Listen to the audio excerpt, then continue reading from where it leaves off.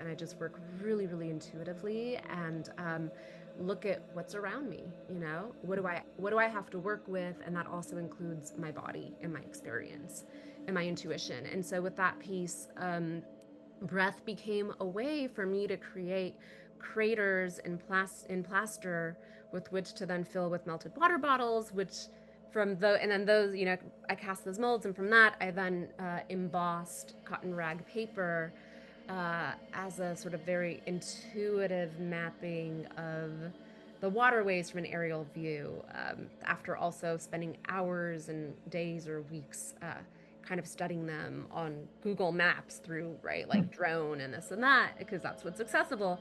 But I think in this way, the breath perhaps becomes, yeah, it is like an exchange. It's an exchange, and I felt in a way like it was a tribute to the lineages of, my family, my grandfather, who would dig the waterways, and thinking about the sort of the fragility of breath when you're doing an occupation such as mining.